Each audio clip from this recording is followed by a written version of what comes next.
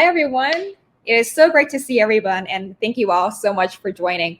I'm Nicole Kakal. I'm the CEO of Forbes Ignite, and we have a really amazing all-star group here with us today, and we're discussing a much needed to be talked about topic here around Destigmatized, an open dialogue on mental health, acceptance, and radical vulnerability.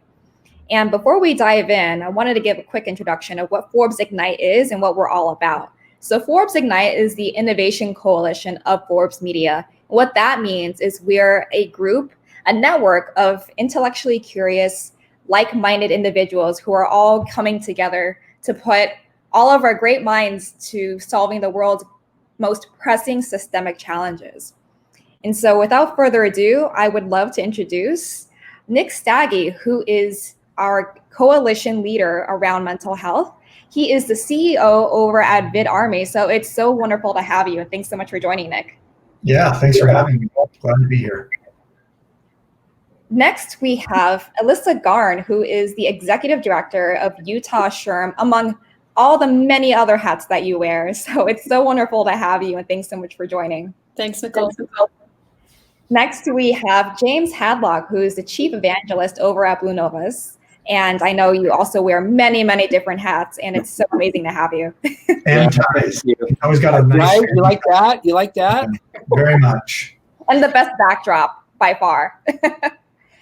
Also, we have Nikki Barua, who is a serial entrepreneur and the co-founder and CEO of Beyond Barriers. So thanks so much, Nikki, for joining us. Thanks for having me. Great to be here. Also, we have Dr. Jamyce Banks, who is the founder and president at Whatever It Takes Consulting. It's so wonderful to have you. Thanks for joining, Dr. Banks. Thanks for including me. And next we have Kevin Knight, who is the VP of Marketing at Vida Health. Thanks so much for joining, Kevin. Great to have you. And finally, we have the CEO and co-founder at Homey, Hanna, joining us today. Hey, everybody. Also, sorry, one more. We also have Nikki Jaimes, the third Nikki. I'm the third here. So we have myself, we have Nikki Barua, and Nikki Jaimes, who is the founder and director at VAGABOND Marketing. It's so awesome to have you. Thank you. Awesome. So without further ado, I'd love to toss this over to Nick to get us started. Well, thanks, Nicole. And I'm just so blessed to be, I feel like I'm on the Brady Bunch screen here. I'm looking down at you, Nikki Barua. But I just love this group. And part of the reason is the way that you've all been vocal advocates around mental health in and out of the workplace, just in general, as human beings and one loving person to another. And throughout my journey as someone who's really worked hard to discover what mental wellness means for me and how to identify what works in terms of being the tip-top mental health that I can be in. Each one of these people have helped play a role in that discovery process for me. And when Nicole and Forbes Ignite came to me and said, if you want to talk about mental health, let's do this. These were the people that I wanted to have on the live stream, because the advice and the way that they're thinking about mental wellness in general was incredibly empowering to me. And I think it can be to anyone who's participating in this event and however we may move forward. So this is a very unmoderated group. We're just having an open discussion, but I would like to just start with someone who helped me maybe early on as I started to recognize that mental health was something I really struggled with and I was hiding behind, and that's Nikki Jaimes. Nikki helped me realize that mental health is a human problem. It's a human battle. It's very real to the core of who we are. And the way that Nikki thinks about and addresses mental health kickstarted my journey. And I think as we kickstart this conversation, it only makes sense to just start at the very human level and at the basics of what is mental health, what is mental illness, how do we define those things, and how do we start thinking about them at the human level? You want me to go first, huh? Just like throwing you in, Nikki. Typical. Yep. Yep. Well, yeah, I mean, thank you, Nick. It's so incredible when you say that, because I think, like we've talked about in the past, I didn't really even know that at the time. And I was so unaware of my own mental health journey when we met. So it's always fascinating when I hear that I had an impact like that on someone like yourself. But yeah, I think for me, you know, God, there's so many layers to this, right? And I think at least over the last few years, where I've come to really realize is that this is something that just goes so deep, right? Like I do think that on a work level, on a business level, there's so many things that need to be addressed. But on a human level, this is an issue of vulnerability. This is an issue of being in touch with ourselves, being in touch with who we are as humans, how we relate to each other, how we relate to the natural world. And where I've kind of come to go in my process, you know, I didn't start doing therapy till 2 years ago. And it has been the best thing I've ever done. And it has really taught me to start to look inward. I also teach yoga. And so going through this process has taught me to look inward. And I've realized that so much of my life has been looking outward. You know, how do I look at somebody else to tell me how to feel? How do I come to terms with feeling accepted, to feeling vulnerable, to feeling raw? Because that wasn't ever accepted in my life. It wasn't accepted in my professional life at all. And so I've kind of made it a mission to try to have this conversation, to try to be more vulnerable, to try to help people really come to terms with their human aspect, right? How do we get in touch with our emotions? How do we deal with our trauma, right? Because I feel like there's so many thoughts here. So this is probably a little crazy going all over the place. But I think that on a deep level, our society looks at mental health as a diagnosis, right? And it's always been some sort of taboo. And in reality, for so many of us, this idea of mental illness is really just trauma that we haven't faced, that we haven't looked at. So on a very deep level, I think this just is something that needs to be talked about, and it needs to become a part of our society. You know, we need to look at getting children involved in therapy from an early age, getting in touch with their emotions, doing all these things so that we can grow into adults that are in touch with ourselves, that can relate to each other better. And I think only then can we change, and can we create this massive change across every realm, right? Within the workplace, within everything. It kind of all starts with the individual. So yeah, I could go on forever. But on a broad scale, I think that's kind of where I'm at. I'm really excited to have this conversation. I think we all have so many different thoughts, and I just think this needs to be talked about. This needs to be addressed. And as individuals, we need to look inside ourselves, you know, to really kind of look and see what that can be. So I'm curious, because I think just being able to start talking about it and having these vulnerable conversations in very real moments is something that, to your point, Nikki, has been taboo. But and Johnny, Hanna, I think of you in this regard, because you're one of the first people that I started to see openly talk about this topic on social media and in public settings, and you know, really start to dissect, like, why is this something we've felt individually we need to keep hidden, and then collectively as a society we've said, like, that's your own, like, bag of issues, you go deal with that on your own. So I'd love your thoughts on that, and also what started to prompt you to become vocal about this topic. You know, I agree with everything Nikki just had to say too. I think trauma is something that's so human. It's something we all deal with, and I think the worst part of trauma is not being able to express it. And I was raised as a cowboy. I was raised to cowboy up, to tuck away my feelings, to hide everything. And you know, over the last couple of years, my wife and I have been studying therapy and psychology, and I think we've just come to an understanding that every single one of us deals with stress. We all have baggage. We all have trauma that we need to unpack. And I started analyzing it from a business perspective, and everything I'm sharing on social media isn't completely altruistic, in that I really honestly believe that every one of my people that work with me, all my coworkers, if everybody could unpack any stress that they have, they could be more productive and effective at work.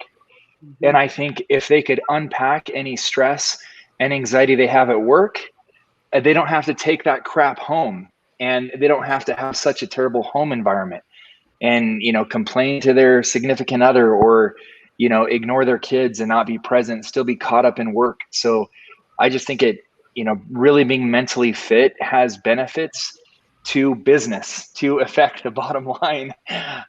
So again, not completely altruistic, but for my own life, for myself, I believe that self-care is number one. I can't help another soul unless I get myself right and get my act together. So that's where I've really been working on myself. And I think leading is being vulnerable and sharing all the flaws, everything you have. I know we all have them, so I'm not ashamed to point out like some of the mistakes I've made in the past around my own insecurities. And the more I've done that, I've just seen the more other people open up and start to heal from that trauma, start to express it and then to heal.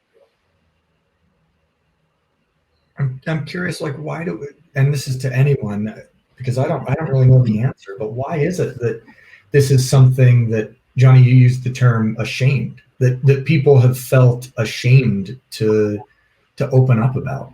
Well, I think, Nick, one of the reasons for that is because when it comes to our physical health, there's a whole spectrum. You can be super fit, and you can be super sick, and you can be everything in the middle. But when we think about mental health, we tend to think of it as binary. You have mental health or you have mental illness. And that's not true, right? I can be 5 pounds overweight and still be healthy. And the way for me to kind of find my personal balance of physical health is a combination of exercise and nutrition. On the mental side, we have to become accustomed to treating it the same way. We have to look at mental fitness programs the way that we look at physical fitness programs. And for some people, it's going to be super intensive, and they're going to be, doing the mental equivalent of CrossFit. And for other people, they're going to do a little bit of mindfulness every day, and they're going to practice, breathing exercises. They're going to practice self-awareness. They're going to maybe practice some of the principles of cognitive behavioral therapy. And we just have to accept the fact that when we look at an entire group of people, say, for example, colleagues at work, we are completely okay, understand, and even expect that there's going to be a wide range of physical fitness there. And it doesn't reflect on anything other than the reality of what people have going on in their lives. And we have to do the same thing on the mental side, I think. I think one of the other things too to just take into consideration as we think about how many people have held back for a lifetime and they don't feel comfortable in being vulnerable. Oftentimes, we play these stories in our heads that we're less than, or we're the only ones that are going through this. And so I think there's this opportunity for us, as Johnny and Nikki and Kevin have already started to talk about, for us to come together and recognize that we all go through ups and downs. And I don't think we're talking enough about the thought-feeling relationship and how we can all go through these waves of emotions at any given time. And, Kevin was talking about this idea of it not being binary. That's absolutely true. There may be some days where I'm just caught up in my head so much, and then I'm feeling anxiety. And then another day I feel like I'm able to navigate things a lot easier. And the more that we can normalize the conversation, I think there's this correlation with what's happened with social media. I'm sure some of you have the data to support this, but the more that people have shown, the perfect side of themselves or what the world thinks is the perfect side, there's this assumption that, well, gosh, they've got it all put together. I remember when I was going through my own struggles as a CEO of a fast growing company, I didn't want anyone to know all the things that I was experiencing. And so I kept that inside, even when I was released from the psych ward. And I didn't want anyone to think anything different because I felt there was going to be a lot of judgment placed on me. I think that's so much of what people struggle with is that fear of judgment and criticism. And that's what brings about the association with shame. And when you layer that with cultural conditioning and social context on top of that, that intersectionality then makes it has an even more compounding effect. For me, growing up in India, in a place where in our culture, mental health is not really talked about openly. And it's a very binary state. You're either sane or you're insane. You don't want to fall into one camp of being labeled as somehow weak or inadequate and not capable. And then, coming to America as an immigrant, you face isolation. You're different. You don't fit in. That creates another social context of challenges. For me, in addition to that, it was coming out as gay.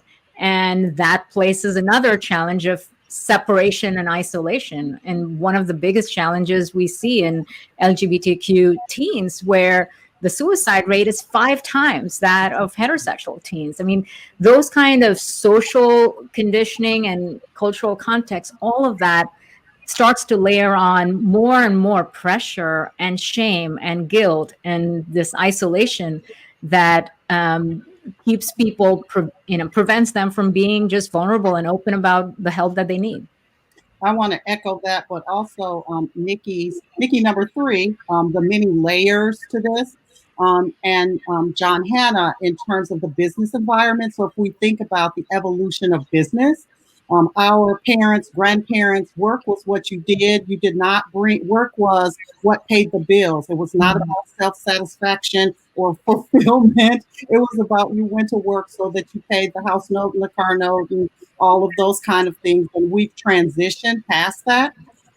So that now this current generation, they want satisfaction in the workplace. They want to feel like they make a contribution. We also over time have learned so much more about the functioning of the brain, right? So now we're into ACEs and trauma-informed practice, and we know what trauma does to the development of the brain. We know what, early death, all different types of physical issues in addition to mental issues. But I also want to echo Nikki number 2 in terms of the cultural impact. So the African-American community, first and foremost, has a trust issue, right? The African-American community and institutions, period, in the United States of America. So we're certainly not going to be talking to people about mental health, right? And then there's also the issue, and it's more so, I think, for women in terms of the coping than men in the African-American community, that, you are the matriarch, so you're just going to address whatever are the issues. We tell each other in our community, you can expect to have racism, you can expect to have all those things that bring trauma. Don't complain about it. It's just the everyday thing. So if you're the person who's impacted emotionally, what does that mean? And where do you go when people are saying, it's the everyday life, just deal with it, just handle it. And so how do we create an environment where, as Kevin was saying, people think about the muscle that is their brain in the same way they think about all the other muscles in their body? And how do we ensure that people have a place to go where they feel safe when they have issues? So as Nikki said, there's lots of layers to this. And the fact that now we are trying in many cases to be a more inclusive society. So we do have LGBTQ plus issues, we have cultural issues, and there's no one size fits all to how we help communities feel comfortable with supporting each other in terms of mental health. Yeah. So, can I step in too? Just I'm a little over here raising my hand. I deal more with this subject in the workplace, specifically from the HR lens, than I do probably more so on like a personal community basis. But the point that I wanted to make is I find it interesting that the United States of America specifically was built on the foundation that you get what you put in. And so we have celebrated and put on a pedestal these people that are entrepreneurs and, kind of like created this hero complex a little bit of, we are so driven to pick sides. I mean, in everything, heroes and villains. We have in Utah, we have, are you BYU or are you U of U? Like, there are no other options. Right. It's so driven in our culture of, again, the binary one way or the other without consideration of the spectrum. And I think in the workplace specifically, mental issues in general, whether it's mental health or challenges or whatever, they are very much seen as an obstacle to progress. They are seen as, this is something that is going to restrict our ability to focus on the business and get results for making money. And so we have this history of, well, you're going to get what you put into it. And Johnny mentioned the whole cowboy up methodology that he was raised with. I'm an Idaho gal that got up at 4 a.m. to go potato farming too. And I think Jaimes has a similar experience being from a small town. And that is so part of why we are in the situation that we are. Because if you look at other countries that don't have similar issues to this that we do, they see their community as, we are as strong as our weakest link.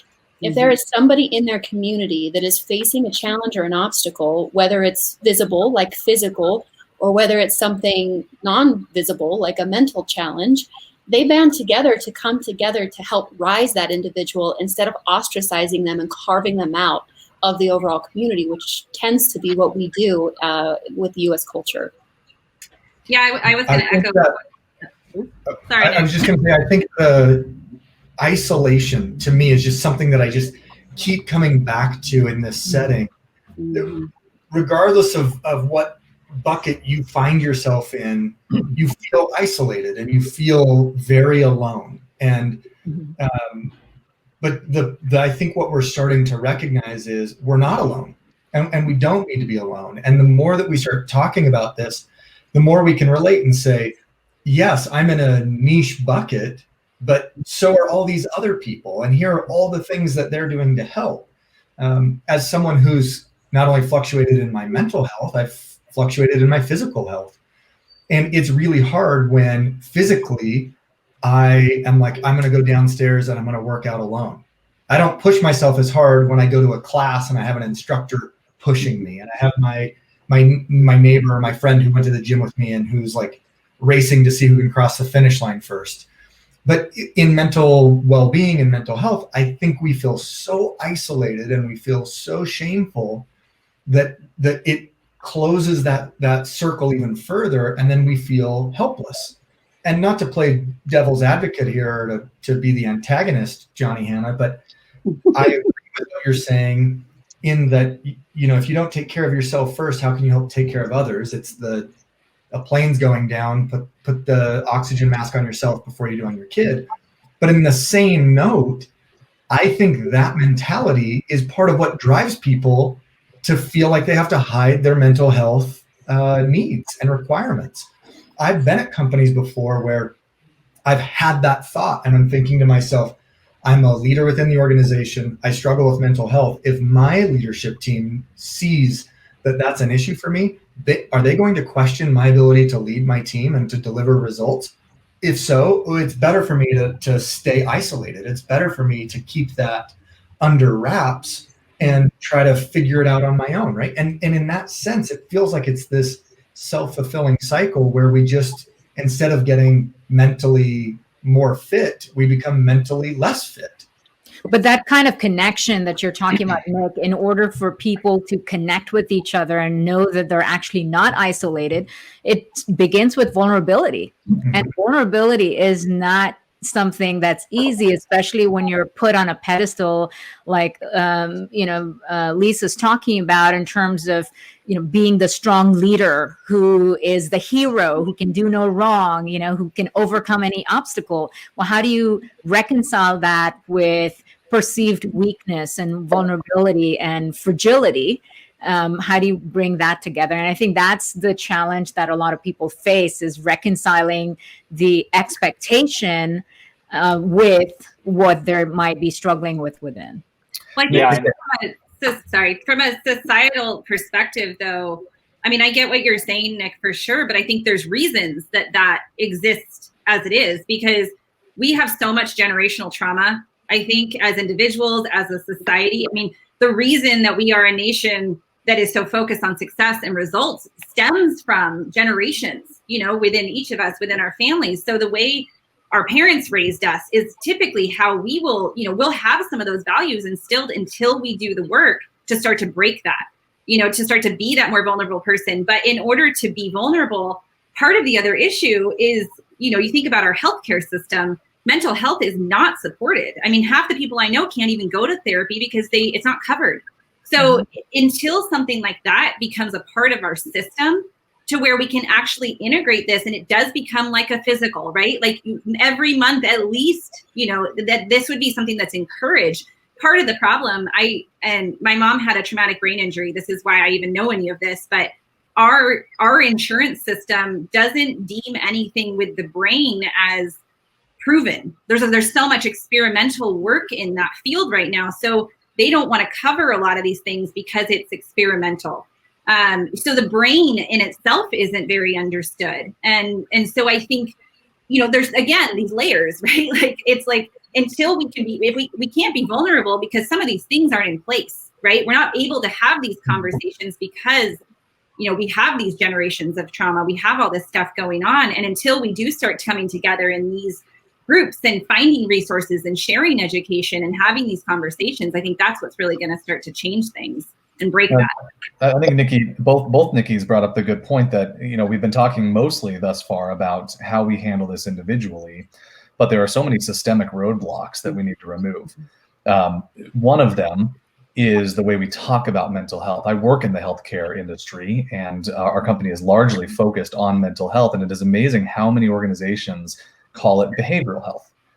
That to me is so incredibly counterproductive. Number one, behavioral health implies there's something wrong with the behaviors.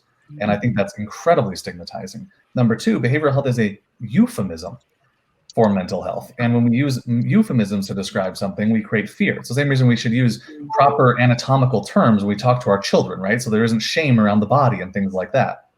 And then we have the institutional access to care.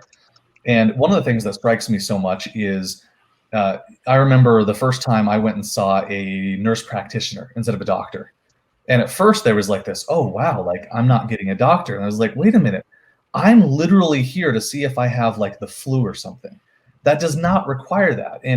And so we need to expand the way that we think about and treat mental health to include lots of different types of providers. Not everybody needs to be a therapist because there's a massive shortage of therapists in this country. We cannot hire them fast enough at Vida Health. And we need to recognize that stress is actually a mental health condition. And so there is nobody who we're going to interact with in a given day unless we happen to be neighbors with like a really got it dialed. Everybody we interact with has stress, and therefore everybody we interact with has mental health challenges. And that just needs to become part of the way that we talk about things systemically in our organizations if we're going to destigmatize this. Going back to what Lisa was saying, some of this, if we're going to change how we speak about mental health, if we're going to change how we have access to services and support, we have to change at the foundation what our cultural values are around people, right? So the notion of, are we in an individualistic society or are we a collectivist society? And right now, and for a very long time, the United States of America has been very individualistic. We're all about what we accomplish individually, what house we live in, what car we drive, how many degrees we have, or whatever are those individualistic things. One of my favorite commercials that illustrates that is actually an automobile commercial, but there's a father with his son. His son's team wins the soccer championship, and they come back to the car with the trophy that just says, everybody won, and his dad rips the thing off and writes champion, right? Because that's where our focus is, on the individual accomplishments. But if we want to really address mental health, we have to be collectivist in our thinking, and it has to be about our community. We have to be concerned about everybody. And you see the struggles we're having trying to just give people basic health care, to get to how are we concerned enough about every individual and every household.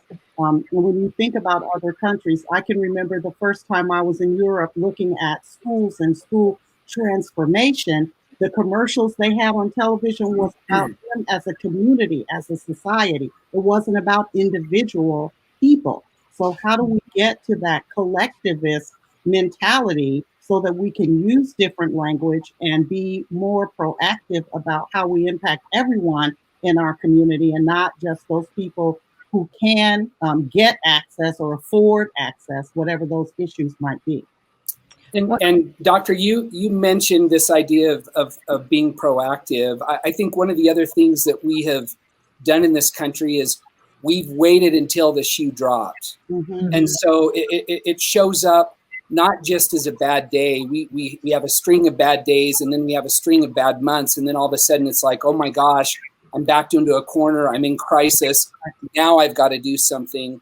I know that we talked about it in our pre-event a little bit about some of the stats out there, and the fact that 8 out of 10 people that live with mental illness will never reach out and get the help that they need. It's because we're so downstream on when we finally decide to do something about it, and oftentimes it's too late. People will die by suicide, or now they've turned to alcohol or drugs to fix those feelings. And so we've got to move the conversation upstream, and that is on a cultural level.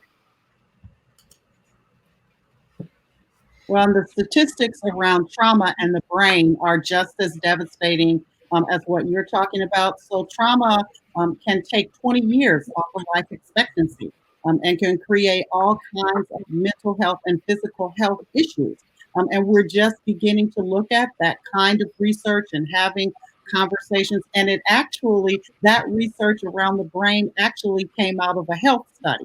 They were actually studying people's health and why people were having health issues like heart attack and stroke, and discovered the mental health connection to these physical ailments, right? So we're losing people, and they're still collecting data about death and early death because of now what we know to be trauma that people experience. And they're the things we talk about every day, things like divorce and poverty, right?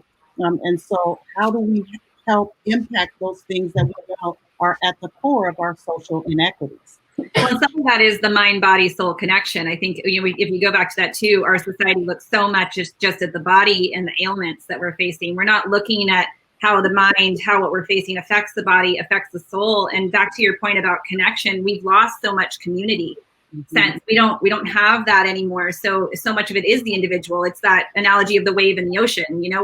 We're waves, thinking that we're just waves when we're a part of this whole ocean. And I think as a collective, that's more of a mindset that we need to look more towards to change. Someone just put something in the chat, which is really interesting to me. They said, can the workforce mental illness be addressed prior to dealing with severe mental illness, where 75% are either homeless or incarcerated? So to me, this is a chicken and an egg thing.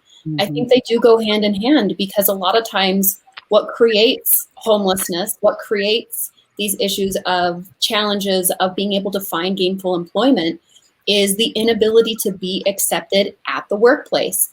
I about a year ago, I shared a story of one of my very close male family members who called into work to his supervisor claiming he just needed a mental day. Like, he needed a mental health day. He just did not want to go into the office for whatever his reasons, and knew that he wouldn't be productive. So he was just PTO, he was in accordance with the policy. And then the next day when he went into work, his all male colleagues had a bottle of Midol sitting on his desk and asked him if he was done menstruating, and completely mocked him for taking this time to address something that he knew. I mean, if he were sick, if he were throwing up in his trash can at the side of his desk, people would have been grossed out and said, go home, dude, like, get better. We're good. We've got this. But you take it in a different scenario and say, there's something wrong with you, and you're not a man because you don't, like, you need a mental health day. What planet are you from? That, I think, is such an issue when you talk about what is driving, again, chicken and the egg, some of this inability for people that have those traumas that maybe they've tried to address, or maybe just don't know how, or what resources are available, or have never had anyone in their life to step up and care enough about them to help connect them to available resources. Of course, it's going to be this never-ending cycle of well, I can't find gainful employment, and so now I'm turning to other substances just to be able to get through the day. So I don't know if there is necessarily an answer, and I probably don't have a strong opinion one way or the other. But I think that they feed each other. You know, those beasts are both real, and neither one of them is probably going to solve the overall issue if we're just focused on one. I think it has to be from both angles.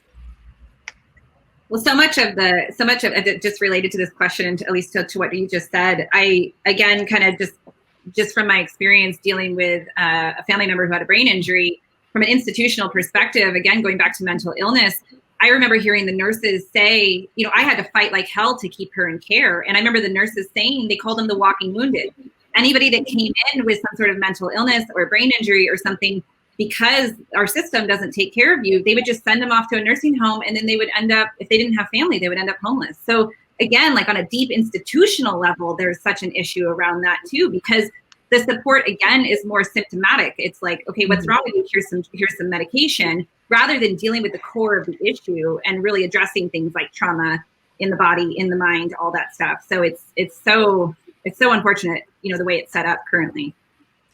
And well, stress is the same way, right? I mean, we ignore it for such a long period of time, and that prolonged stress then becomes burnout, then leads into more things. And, you know, when you look at the suicide rate amongst entrepreneurs, for example, it's alarmingly high because it's not talked about. And you expect entrepreneurs to be these powerful leaders that, you know, are pioneers and saviors and all of that. And we attach so much meaning to how they're supposed to show up that any sign of weakness is also associated with the failure of the business. And Jaimes, which you shared earlier, you know, whether you're a CEO or founder, whatever that is, I mean, the expectation that's placed leads us to not even dealing with the things we're feeling, or certainly not talking about it publicly, you know, out of fear of the repercussions on the business itself.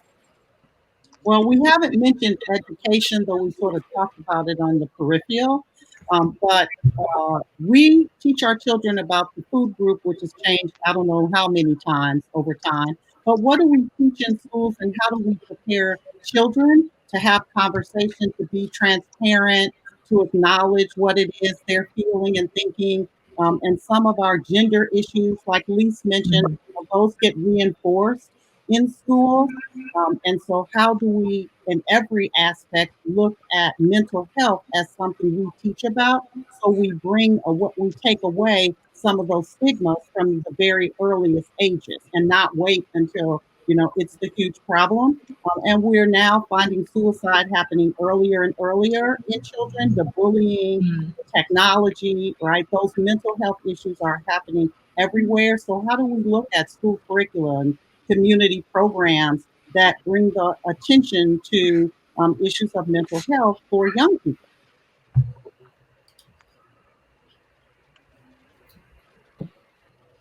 I think that's been a great, I love what we're saying here. And I know there's a question that came up. I think, Johnny, Hanna, you might be the perfect person to take a swing at this, but someone with mental illness or treatment-resistant depression, I want to reach out and help others. What's the best way to go about this? Yeah, I think it is being vulnerable as a leader. You know, Nick mentioned, you know, there's shame as a leader of just saying, no, I got this. I'm the leader. I should be strong. But to me, being strong is being vulnerable. And that's, I finally stood up in front of my company and just said, guys, I've been fake at all these company meetings. I've been fake. I've been carrying so much up here, what you think about me. I've been so worried about your perception of me instead of just being me. I've added all that stress to my own perception.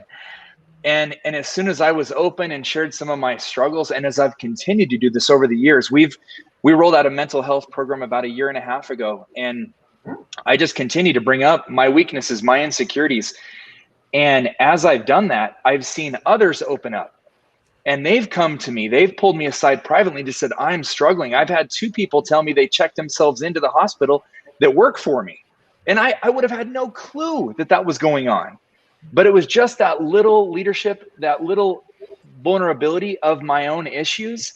To me, I think if you open up, that's validating. It's validating to all the others that are struggling, everybody else that's having problems. It is this, you know, there's that facade of, oh, you're the CEO of this company, or, oh, this is you and your family and you guys are picture perfect. But the truth is every single one of us has struggles. And so just being open, I think that is leading and saying, look, here's what I'm working on. These are areas that I know I have struggles with.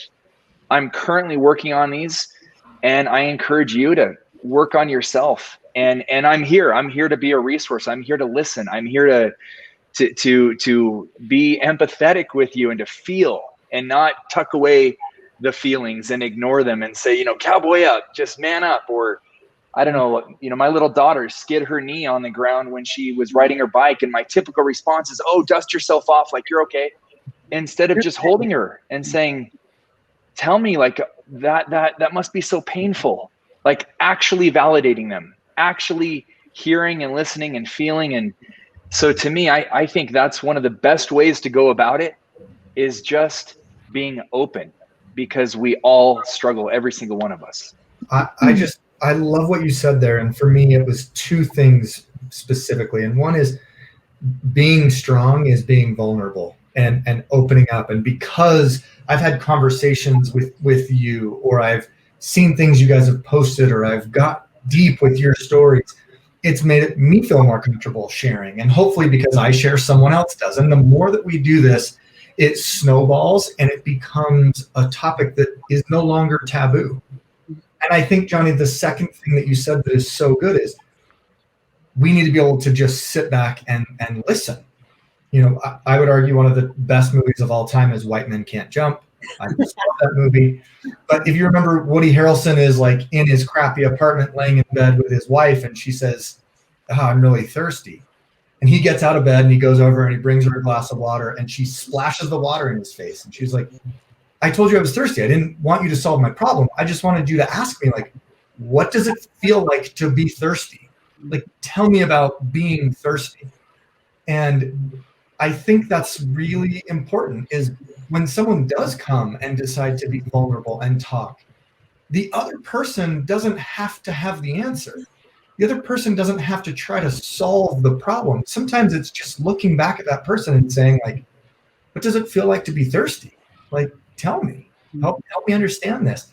I've found that that's been really valuable. In fact, when my wife and I talk about things and we try to solve someone else's problem, that's the line we share. Like, I don't want a glass of water. I just want you to ask me what it's like to be thirsty. There's an amazing video on YouTube called It's Not About the Nail. Oh my gosh, it's like the perfect analogy ever, and it's hilarious, and it connects with everyone because it's exactly what you're talking about. You know, as I've worked through different various depressions throughout my life, one thing that really alienates me is when somebody hears my story and says, "You are so strong." I hate when somebody tells me that I'm strong when I am sharing a painful vulnerability, because I don't feel strong and I don't want to be told I'm strong. I want to feel like it's okay that I'm not strong. We had twin boys 8 years ago. My 8-year-old's almost 9 in November, and one of them didn't make it at birth. And we're in the delivery room, you know, dealing with this horrible experience, and then having to bury one of our children while the other one is in the NICU, and we're, you know, like new life and ended life together. And as I share that story with people, to me, like it's become part of my story, and I'm very open about it. But still, to this day, people are like, "You're so strong. You're so brave to be able to overcome that, to go through that." And it's like, whoa. I didn't choose that experience. I didn't put myself in a very painful scenario in order to come out on the other side stronger. I didn't have a choice. So, you know, that's just my personal take on it. And I think when people go through loss or trauma, or they're struggling with something, for some people, maybe that is what they need to hear. But one thing that I've learned in HR, and specifically in business, is we constantly try to solve people's problems through our own lens of how we want to be treated and how we want to feel. You know, the love languages, for example. If I tried to feed my husband's love language with my love language, we would have a disastrous marriage because I never would fulfill his need on his level. And I think it's the same thing with conversations like this. We need to validate the other person's experience without going in trying to fix and solve them or the problem, because I think that that essentially just tells them and reinforces that there is something wrong with them, that they do need to be fixed, instead of just listening and being there and helping them along their journey to get through whatever they're experiencing. I'm going to send you guys, you mentioned video, so that made me think of, there's a great video that is the shift in paradigm from sympathy to empathy. And it's a really cute, like couple of minute kind of thing, but that's exactly where it is. People want to give you sympathy when in trauma, what you need is empathy for people to listen to you. So I'll make sure I send that so that you guys can have that. Part of the theme that I've heard with this being with is actually steeped in neuroscience. And if you haven't checked out, I'm not going to get super sciencey here, but just really quickly, if you haven't done any research on polyvagal theory and the difference between being in fight and flight and being in a safe environment, there is something that happens with our autonomic nervous system when we're just with someone and we feel safe and we're able to let our guard down. In fact, we can, by being with, we can invite and invoke that vulnerability that we've been talking about today. We're going to take the last two questions here before we switch gears and get into the next portion of the live stream. So the next question here is, so should businesses finally get serious about investing in the communities they're in to provide and support so let me back up a little bit. Investing in the communities they're in to provide the support needed to end this vicious cycle?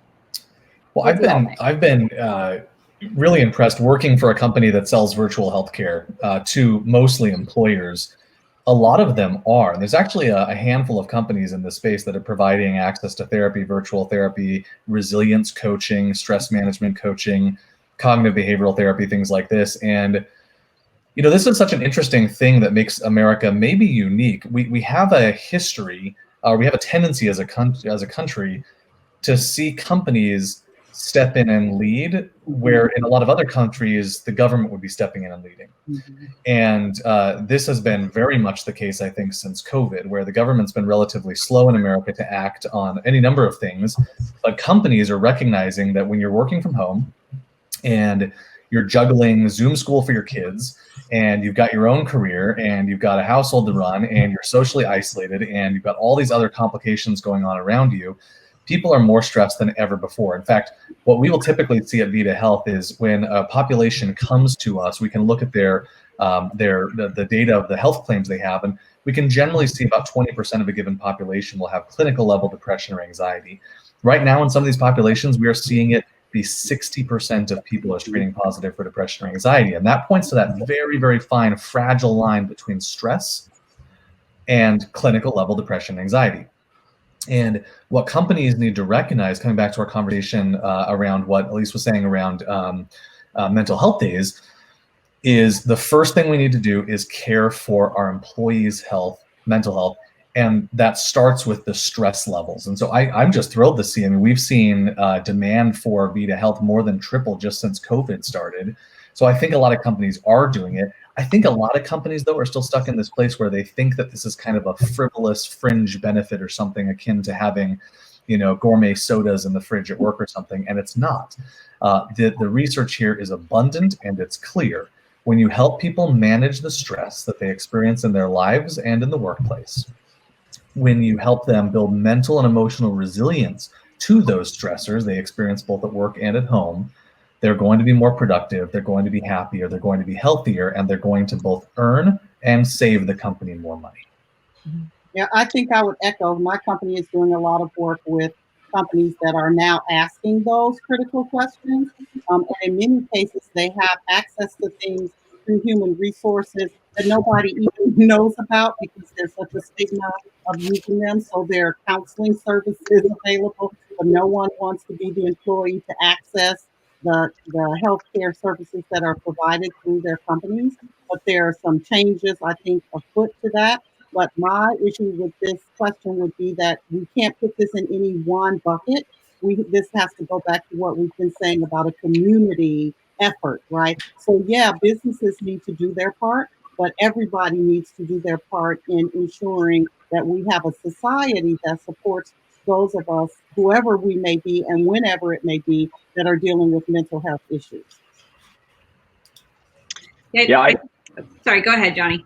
Yeah, I wanted just to give a plug to a nonprofit called roomhere.org. If you go to roomhere.org and look at it, there's an area to sign up as individuals to become a roomie and to learn how to create room for others to talk and open up about mental health. So, and then there's a separate area for companies.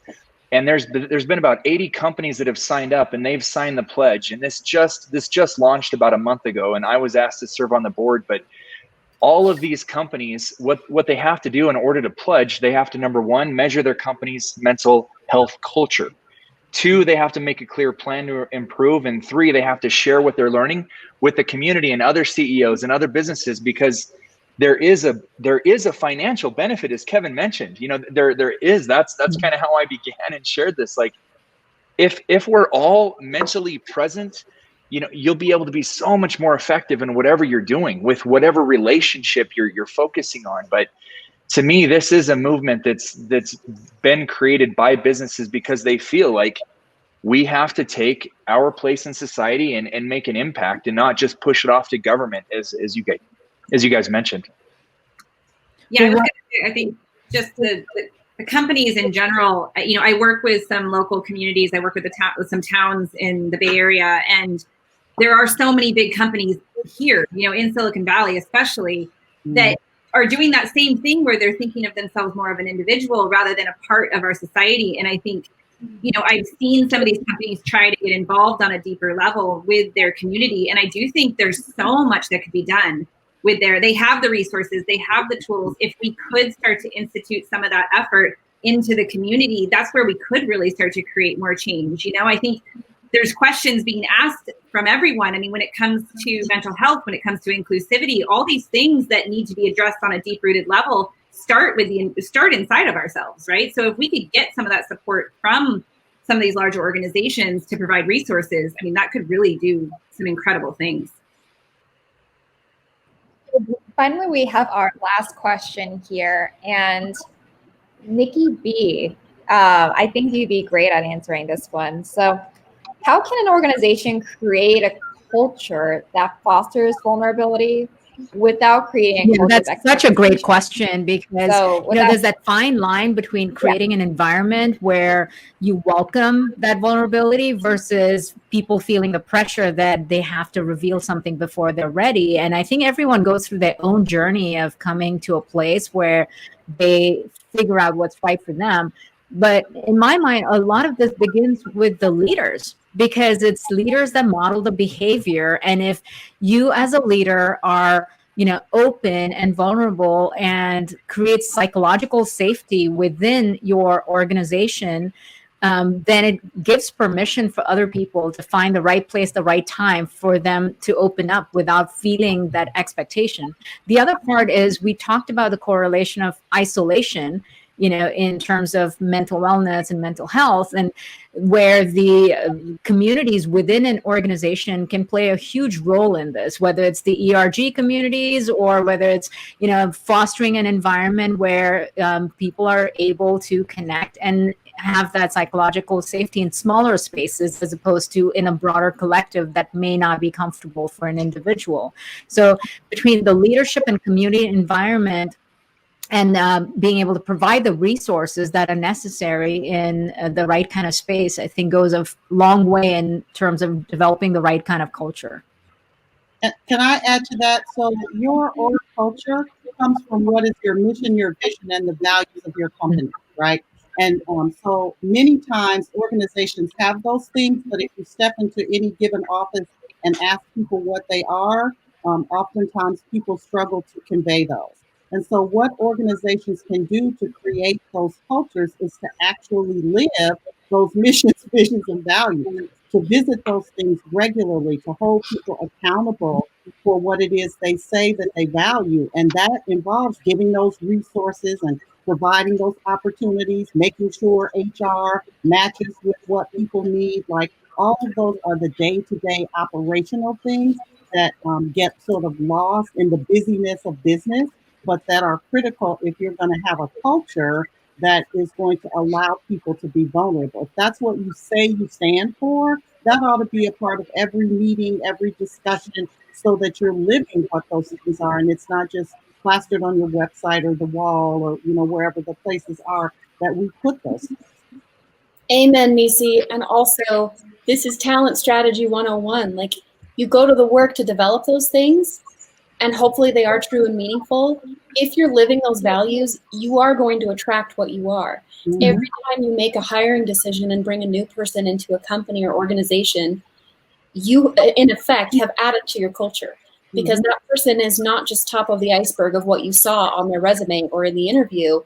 You just hired an entire iceberg with all of that mm-hmm. baggage that comes along with them. And so making sure to invest, I love Netflix's model. I mean, they invest 80% of their time in performance management up front before they ever extend an offer letter, rather than what most companies do, which is the flip model of 20% of time to hire people and then 80% performance management after they come on. But, just like in the book, Good to Great, if you hire the right people that align with those values at the forefront, they're going to help foster this kind of a culture where, there is acceptance and there can be vulnerability, but there's not necessarily expectation. Nikki, when you were mentioning, I don't know your coming out story, but I think of that often with some of my friends, and many of them share the pressure that they felt from their own community of coming out before they were ready. And I think of that with mental health too. Like, if you're not ready to have this discussion because you're still dealing with something internally and you're not prepared, for somebody to push you into that vulnerability without, your consent, in my opinion, it does way more damage than just. It only adds to the level of shame. It adds the pressure of shame to it. And I think that's so much of what people are already struggling with inside.